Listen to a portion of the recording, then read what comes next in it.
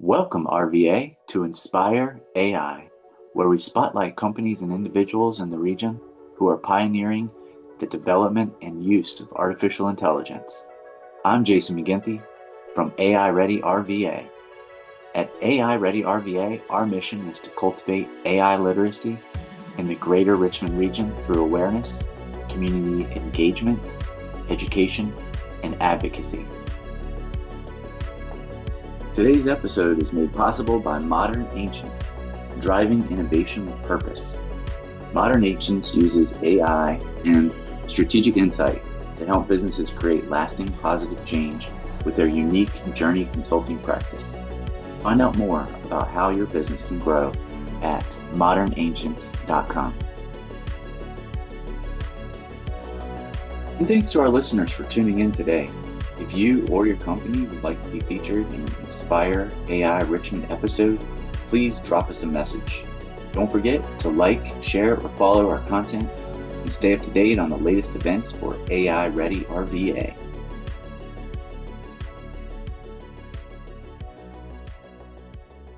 And we're back. Today we're talking to Bryan Ilg, who is an entrepreneur and AI strategist with diverse background spanning business operations, IT solutions, and AI governance. He currently works as a chief sales officer with Deployed Dynamics and BABL AI. He got his start by running a scooter rental business and made his way into navigating the complexities of cellular IT partnerships. Bryan's journey has been anything but conventional. His unique ability to reverse engineer problems, identify inefficiencies, and align stakeholders has positioned him at the forefront of AI-driven business transformation. And today, we are exploring BABL AI and their role in responsible AI. Thanks for joining us today, Bryan. Thanks for having me, Jason. I'm excited to chat today about BABL and what we're doing. Awesome. Well, can you start by... And maybe you'll have to bring me back to talk about the scooter business down the road. Absolutely. I would love to. I think entrepreneurs have a huge role in the future of AI. So I'd love to get to the bottom of what you're talking about with your scooter business. So in the future, definitely we will reconnect. For this episode, let's start the audience off by tell us a little bit about your interests in AI and what brings you here today. Yeah, absolutely. So clearly I've dabbled in a bunch of different things in my career, and have been fortunate enough to be connected with BABL AI back a few years ago, mentoring new businesses through the University of Iowa. And I felt really compelled to join their mission and what they're really trying to do with AI. So I'm really excited to talk about what they're working on. It's kind of a new space, and hopefully can shed a little bit of light about what is responsible AI. How does BABL AI's services help build trust within products and services using AI? And ultimately, how do we innovate faster with more confidence? All right. So then start us out by telling us, what does BABL AI do? Why independent AI assurance is so critical to today's landscape? Yeah, absolutely. So BABL AI, really cut and dry. We are a organization that audits and provides assurance for AI systems for bias, legal risk, legal compliance, and good governance and effective governance. So we are helping organizations make sure that they are not exposed, to any sort of unforeseen risks. We're also helping build trust in the markets with new AI solutions popping up left and right, making all sorts of claims. So the function of auditing generally in business is attributed to financial auditing to assure that what people are saying and reporting is trustworthy and accurate for market stability. We are bringing that into the fold of AI.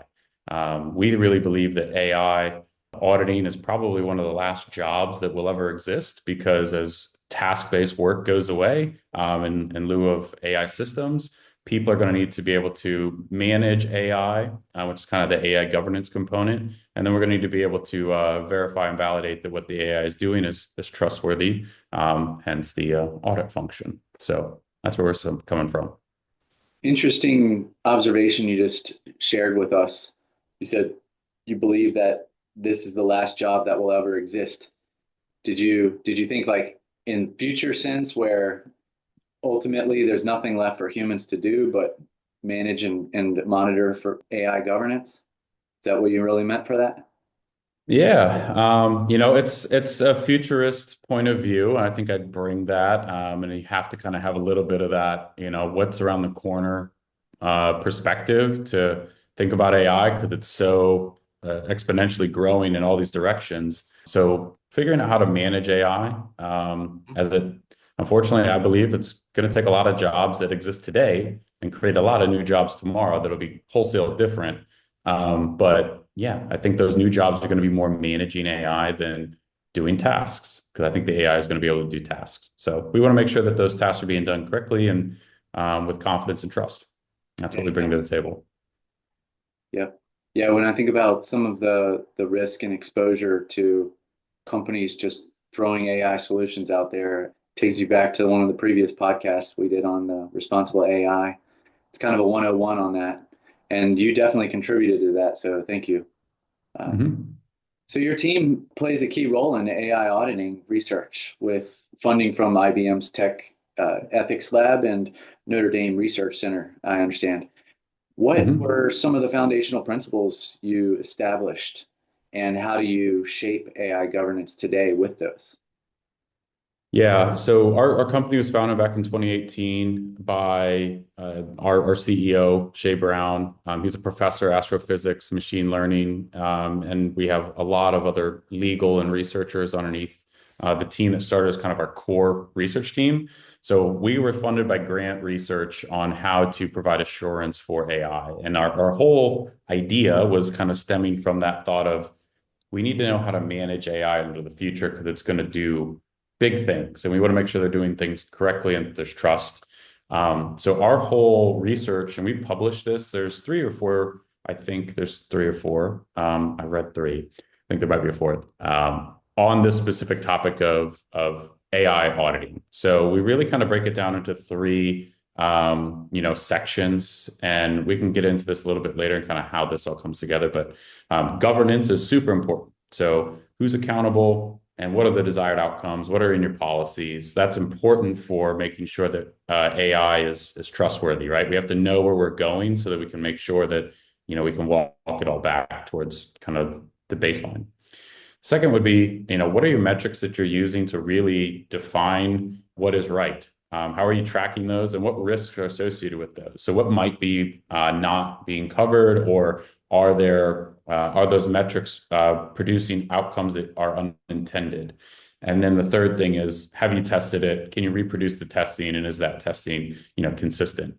And that goes into pretty much what we're calling our AI audit card today, which is just a simple report, simply digested report, not simple to produce, for people to look at and see what's going on in these systems and hopefully, not hopefully, but assure trust within the systems.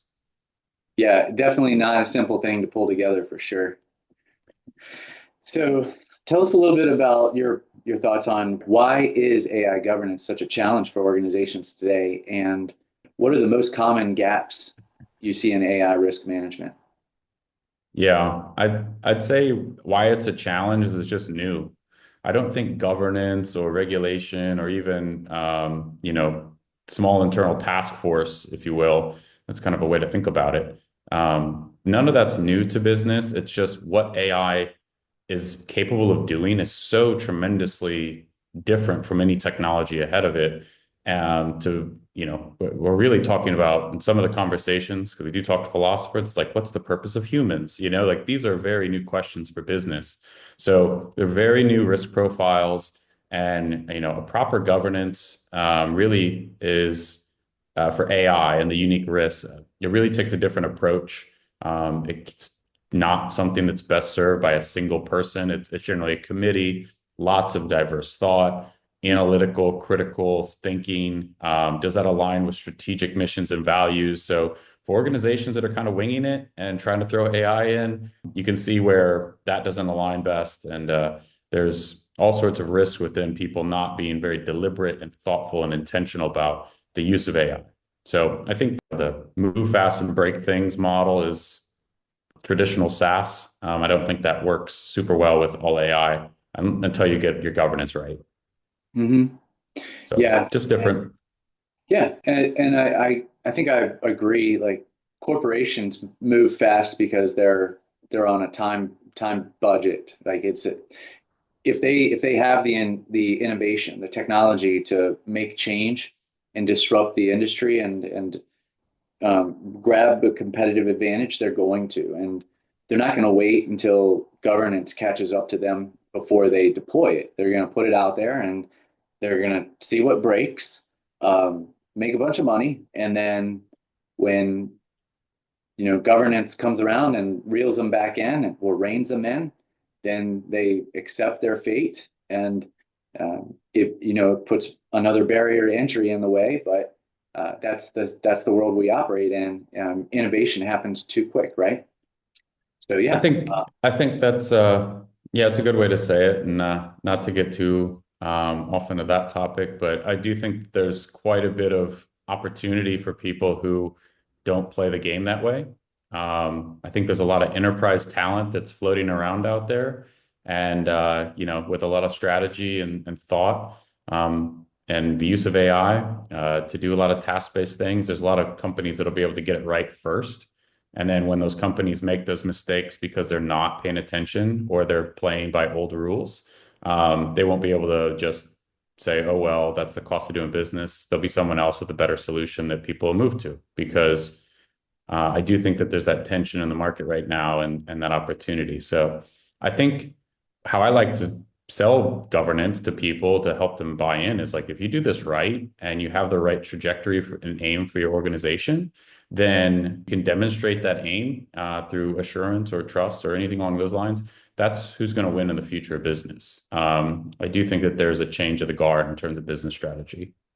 Interesting. Yeah, you're stating that the old ways aren't going to last much longer, and people are going to catch on and recognize that those that are being responsible in these areas and creating trustworthy applications with this technology are going to be the ones that stand out because the rest of them are in it for a buck.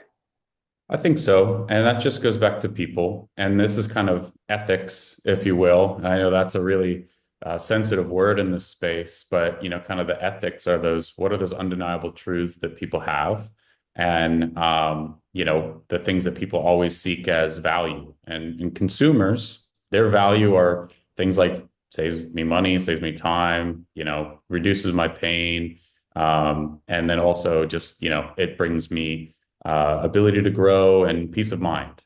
And I think a lot of business models today tend to not do the maximum amount that they could to solve those. And I think there's opportunity there. But that's more about intent and desired outcome of your AI, which again, this is stuff that BABL does routinely when we work with organizations. We can walk in, and this is kind of goes back to our audit card and our assurances. So we start with governance, like who's accountable, what are your desired outcomes, what does right look for you?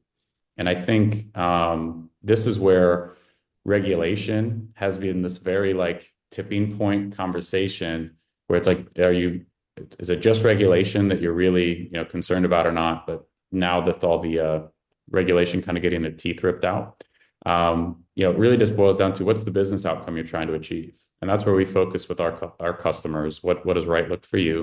And then we make sure that that is being delivered. So are you mapping it with the right metrics? Are you aware of the risks that might prove that that isn't going to be where you land with your desired outcome because of the metrics? And then, are we testing it? Is it actually delivering? So is the system itself built in a way that doesn't have, things like model drift or hallucinations and those types of things?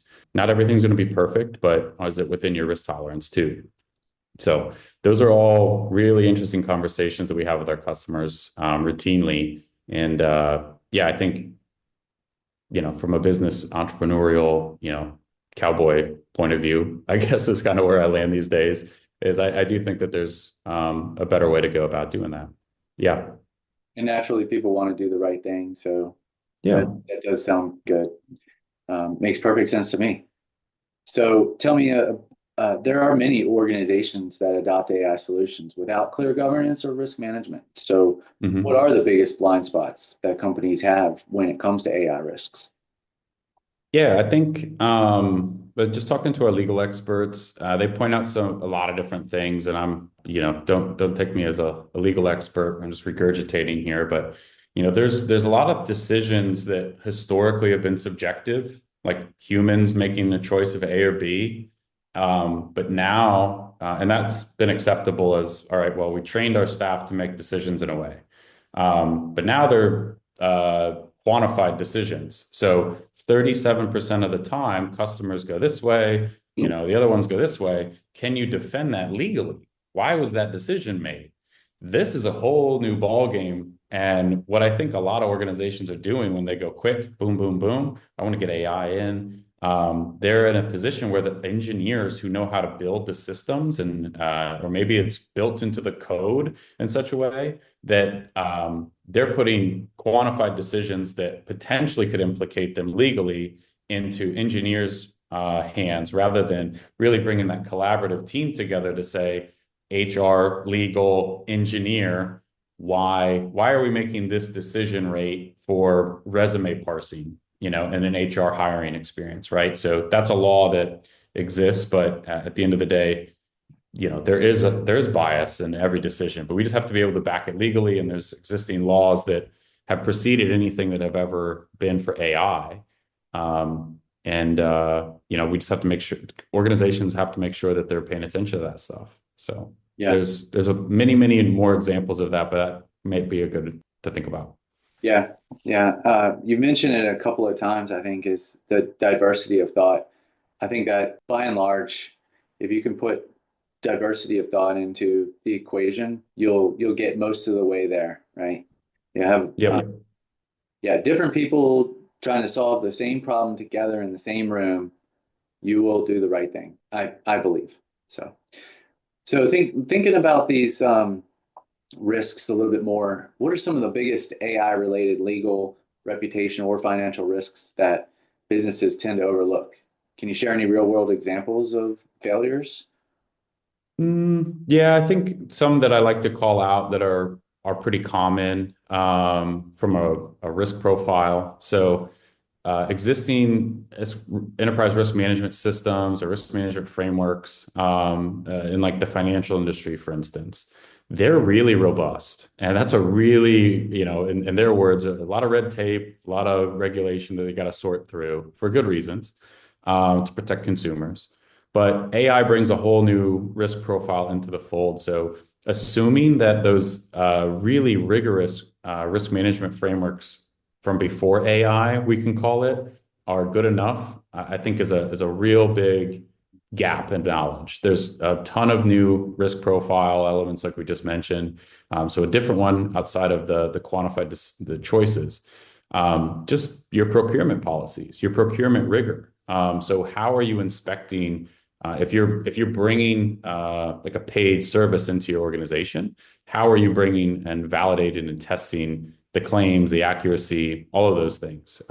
Because once you employ that tool into your workflow, pretty commonly we're seeing that you're materially changing the intended use of the terms and conditions of that tool, which now passes the liability for any sort of error onto the organization who's employing the tool. So just even having like weak procurement rigor and policies that don't inspect correctly opens you up legally to unintended use or unintended outcomes. Because if you're in a bank, and this is a different way to think about it, and you're a teller, are you actually like if a customer said, how are you making decisions using AI with my money? Are they able to explain it all too? And that creates new like friction between consumer and banks. And those are conversations that if you're not buttoned up with policies to defend and training and those things, like those become real challenges for institutions and organizations to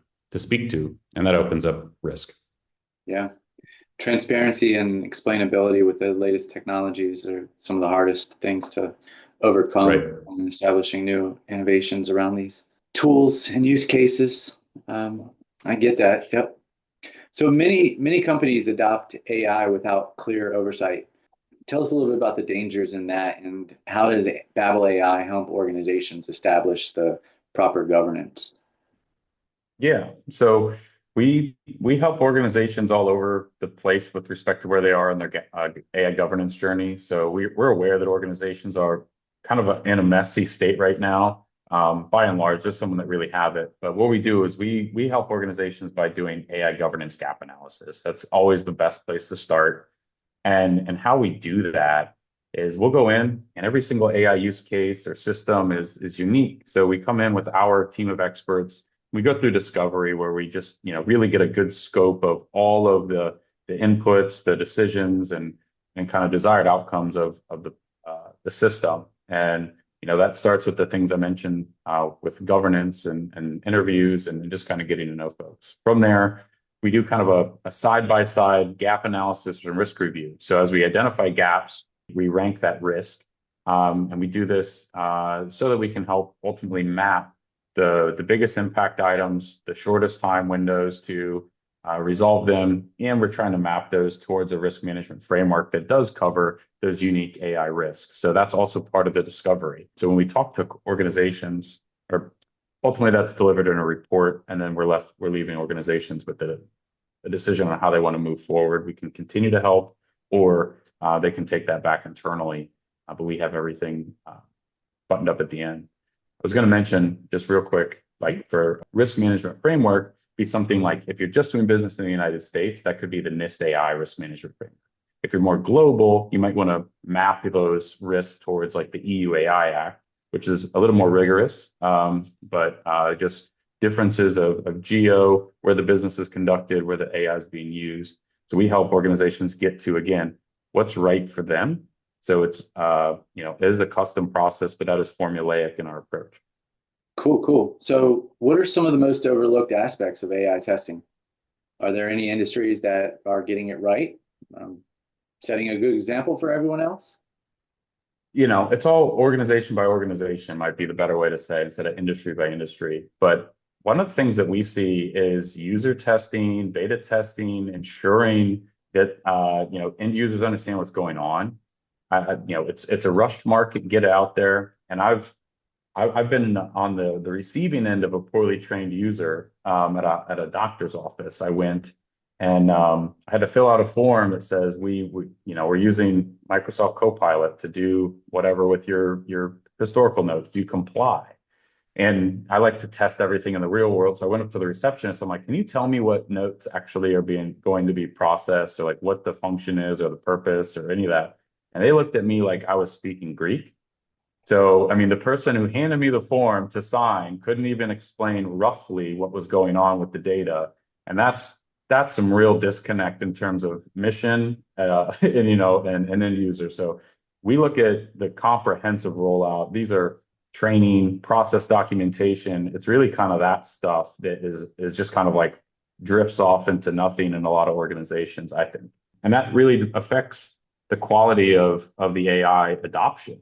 But separately, an investor that has a great background, had a lot of big wins, was talking to me, and he said, it's really concerning for the investment community, VCs, private equity, because what they're seeing with their early AI investments is that they've been able to secure like MVP contracts, but the adoption rate for the year two contract, like the big re-up, is really failing at a lot higher clip than traditional SaaS metrics, because the users are completely clueless on how to use the tool. They're kind of being left alone. So that user testing isn't just it's a bad outcome. It's affecting investment. So there's a lot of pressure right there. It's interesting, but really overlooked. Yeah, I need to go back to the receptionist that was asking you to fill out the liability form on the use of AI. That's not a great way to establish trust with your customer, that's for sure. So shame Yeah. on them. Um, Yeah. but what you just said about like the second year use of their services, like it strikes me as a user training issue, which is an interesting one, like you said. Is it because the users are told to just adopt this new technology and start using it on your own and go learn from it. They're not investing the time into the human aspects of leveraging these technologies, or is it something else? There's existing processes in place, so there's workarounds in some capacities, right? They can go back to older ways of doing things. Maybe those are left in place as a fail safe or for redundancy, but instead of taking things certain ways. So I didn't get into a great use case with that, but it was just kind of a broad statement from someone who is in that investor space, has had nice wins in Silicon Valley, works at a large consulting firm, and it's just this is a concern that they see in the market for investment. Well, I could definitely see how if you give people options, they're going to choose the one with the least resistance. So if you're going to go for it, you need to burn the ships. You need to take out the old ways and say, this is the new way. You're going to learn to Yep. use this because we believe in it. It's like giving them two different Word document editors, right? Right. That's exactly right. Stop using that old one. We're going to keep it on your PC, but don't use it anymore. We want you to use this new one with the AI technology in it and start using that AI technology because it's going to help you, do your job better, be more creative and save you time. But it may not be as intuitive at first, right? And so they say, "Oh, I'm not sure about this," and then they give it a shot, and then they're like, "Oh man, I just wasted an hour. I gotta get this out," And it's like, okay, that's fine, but sometimes you do have to look at your opportunity ahead and invest a little bit more time and burn the ships before deciding that it's easier to go back. Yep. So invest in that user testing and invest in great training. And I think those are commonly accepted best practices of change management anyways. So why organizations skip that or deprioritize that is always strange to me. But it's really hitting in a lot of different places. So there's a lot of opportunity there. Yeah. So your team pioneered AI auditing research. What were the key findings and how have they shaped today's best practices in AI assurance? Yeah, so we probably the best way to say it, like I said, we publish research. We have our audit card, which is ways that we're helping businesses, prove trust in the market, which is obviously what everybody wants. They want to use AI and innovate with it and win with new business strategy. But in terms of research, we are founding members of the NIST AI Risk Management Consortium with a couple. I think it was a couple hundred agencies, maybe 200 agencies producing research in. But that is probably the most commonly accepted risk management framework here in the United States in terms of best practice. And we're happy to be a contributing researcher group in that. So we've developed a great network of researchers and thought leaders to produce that. Overall, though, we're also part of the International Algorithmic Auditors Association, which is a global network for unified auditing standards. So our CEO sits on the board of that. He's a board member of an organization called For Humanity, which is working towards AI for good, AI people first, human flourishing, these types of outcomes. And we also participate in different think tanks with universities. And, from our research, we also are applying that daily with our assurance. So we're out at the leading edge of some of the use cases, agents, LLMs, more difficult, challenging things rather than just a basic, what's the statistical bias within this decision over this decision? We're out here trying to solve some of the more complex challenges daily with organizations. So we research all the time. It's a core function of our business, and but we've applied it in different ways, many different avenues. So that's very cool. You all have your hooks into a lot of different areas. I work with a lot of smart people. It's pretty awesome. Indeed, it is. So how do you measure AI success beyond just performance metrics? And what should businesses be considering when evaluating AI systems? Yeah, that's a really good question. And, it's not a punt, but every organization has their own desired outcomes with AI. And what BABL's here to do is we're not strategy, we're not change management. We just are aware of how important those things are. But we help assure that those outcomes are there. So when you're saying metrics beyond, maybe just profit, those are things like human impact, value generally, And people have always, the term ethical use of AI is always something that kind of gets like mystified. So I went because we're here in the state of Virginia. This is for AI Ready. So if you're still listening to this episode, this is all from the VITA, like kind of policies on what is acceptable ethical use of AI. So this is how the state of Virginia is actually measuring and their guiding principles for AI use. And just to kind of grab a couple of points, they want AI to be trusted, safe, secure, and acting in a responsible, ethical, and transparent manner for implementing AI. So it must be validated by humans for bias and unintended consequences, and that all of their departments, agencies, offices are ensuring that things are explainable and accountable and resilient. So these are other metrics that are kind of more idealistic states for a lot of organizations. Like, yes, we want to be, positive for everybody. What is that? So that's where we go back into, your desired outcome kind of defines kind of the North Star of the metrics. And are your metrics really producing that? So performance metrics, I think typically are tracking back to close rates and ROI and these things. And I don't think those things are even, they're incredibly important for capitalism business generally, which I support. But there is kind of this other layer now. And how do you put metrics to those are things that our organization can help organizations figure out. Because a lot of those are more philosophical. And how do you take data and turn it into more philosophical outcomes? That's really challenging, but that goes into our testing and evaluation, verification, validation process. And within that, we can come up with cool, unique metrics. I have an example for that in terms of like very specific metric that we can pull. So one organization within the hiring process was stuck in a procurement challenge. And they're like, my company, or my customer rather, they really want to know if we're producing bias with English as a second language for candidates applying. So we work with them to come up with the right kind of cocktail of metrics to produce that, report.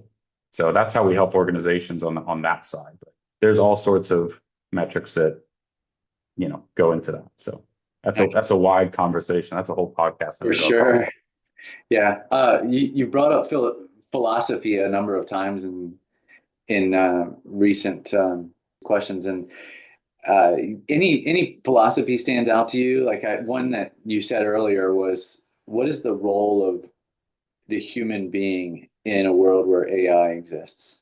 Something I probably misquoted you there, but that kind of stands out to me as really profound work, right? Have you come across any other quotes you could say that interesting thoughts there? I love philosophy, by the way. That's why I'm doing this.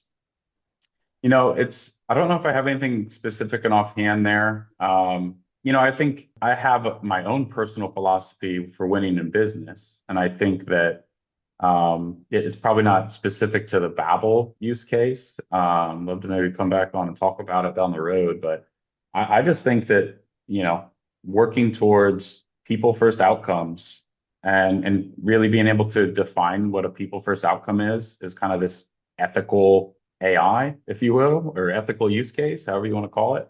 But yeah, there's the problems that exist in this world aren't how many emails produce a close rate. The problems in this world are we going to have, things like food for everybody, water for everybody, environment that, doesn't, attack us and ruin our houses on the coast, right? We want to have a beach house that's nice and that's not going to get wrecked by climate change. So I think those are new business outcomes that people should be striving for. That's my own personal philosophy.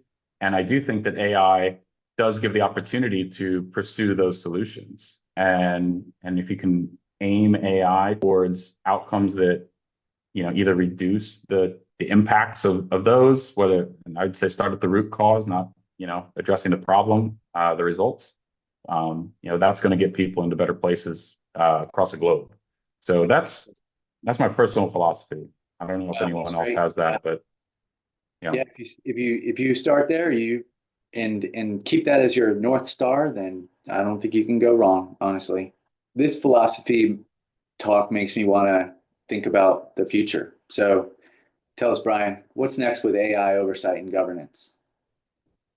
Yeah, I think there's a lot of really great governance tools that exist. So when you think about AI at scale, how do you manage it at scale on a daily? It's making a lot of decisions for people.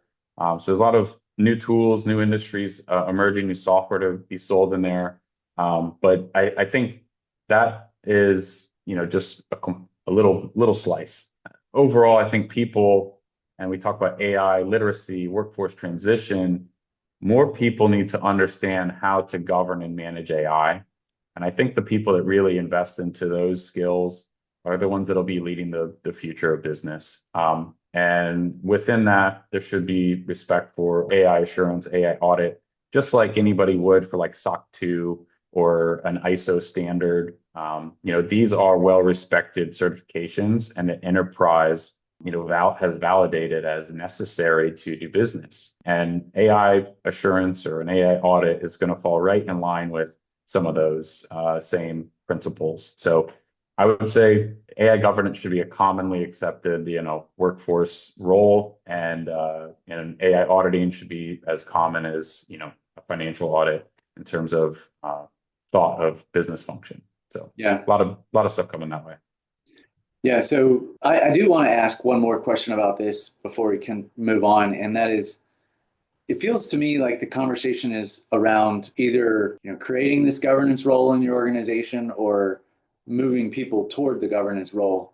But what about the people that are doing other jobs that should also be gearing up for understanding AI governance and the tools and being able to have the conversations in the diverse focus groups around solving the problem? Like, what do you think they need to know as tangential roles in this equation?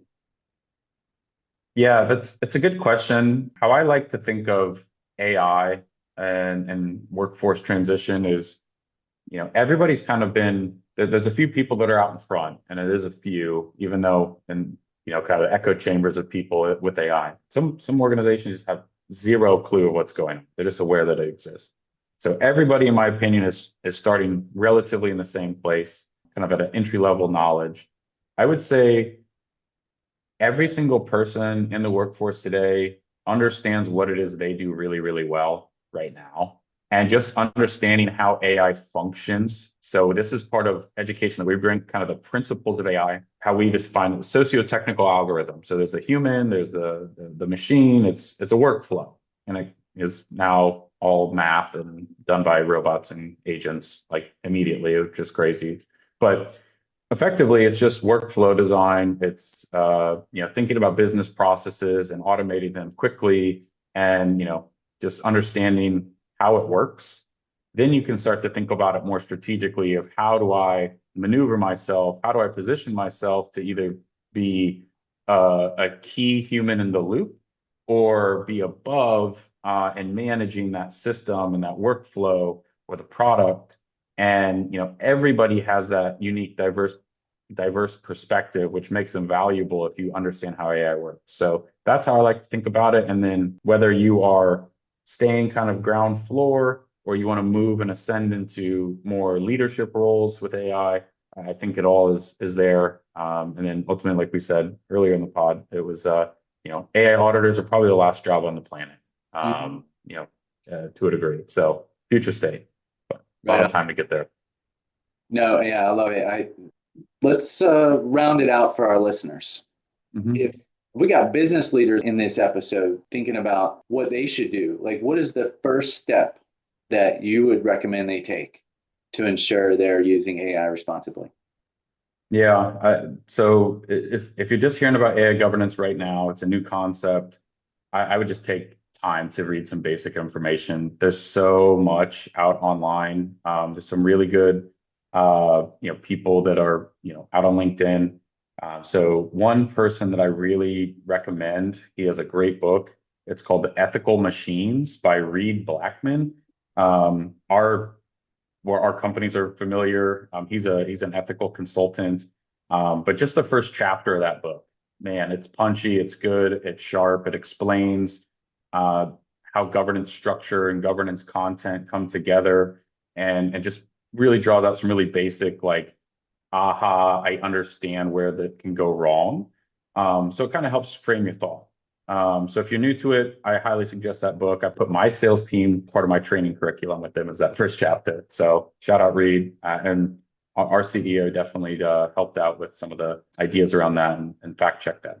I learned that after I read the book, though. Oh, nice. Yeah, so that was cool to know. But yeah, Reed's a good dude. And then, if not, you want to go, that's how you kind of start. That's what I would suggest. If you want to go a little bit more in depth, BABL AI, we're a leader in this space in terms of audit and assurance. We have our own coursework. So you could even, look behind and learn how we're inspecting these systems and how we think about governance from an assurance and audit function. So if that's more a track you're thinking about, we have a whole AI auditing certificate program, and governance is just one of the five, I think it's 5 courses of that. So we have all sorts of room to grow, but within that is kind of the principles and a simple checklist of how to build your own governance system. But yeah, there's a lot of good information out there. Those are kind of my 2 biased opinions, but there's a lot of great information, a lot of good people working on AI governance right now.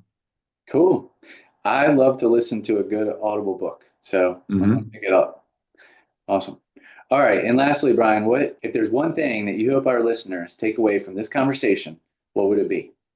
One thing, maybe this is a different angle to think about all of this. So maybe this is a new perspective, but AI governance is important. And what does it really do for a business? If you have your governance, you have your policies, you're constantly making sure that and testing and doing things to that, you're better able to maintain your AI trajectory, your systems, and all those. And it's much easier to maintain than to fix a big problem. If you think about a car, changing your tires versus a blowout, right? Going to the doctor for your routine checkups versus a big diagnosis that just didn't go addressed. Those are kind of the dichotomies that I look at AI governance with. So if you have AI governance in place, you're maintaining, you're tracking, you're managing, versus I'm just kind of out here freewheeling and hoping that nothing bad happens. But when it does, it's going to be bad.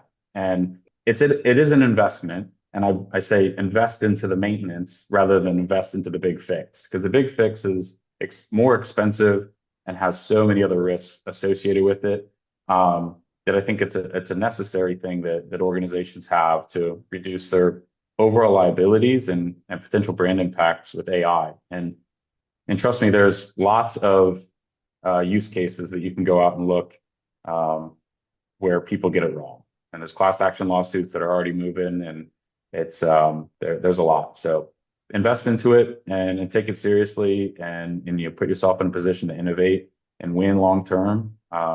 I think that's where AI governance does for organizations.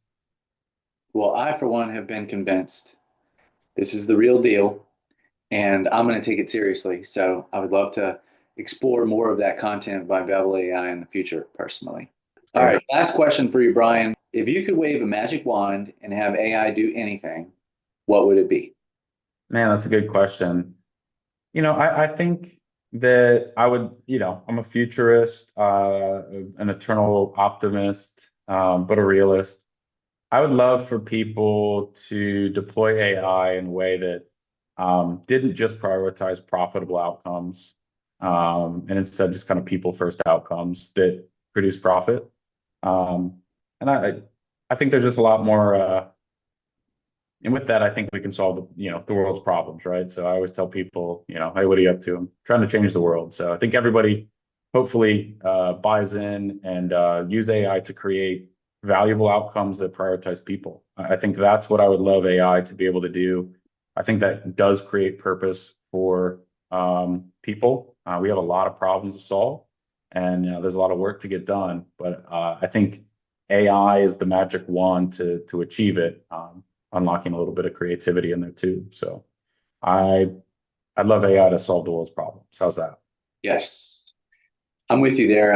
I think it does bring purpose to focus your life's goals around solving big problems for humanity's sake, for local community's sake, whatever it is, however your reach. It's a beautiful thing. Yep. Yeah, I think most people want to make a difference. They really do. Yep. And I think AI is an incredibly powerful tool, and aimed in the right direction can really do some cool stuff. So that's what we try to do at Babel, help people get their aim and their trajectory, and make sure that they're getting what they want out of their AI, and applied for the right reasons. I think those business strategies win long term, and it's going to be good stuff. Rocky road, but we'll get there. Yep, you've convinced me. The future is responsible AI. That's awesome. I can sleep better at night now, Bryan. Thank you.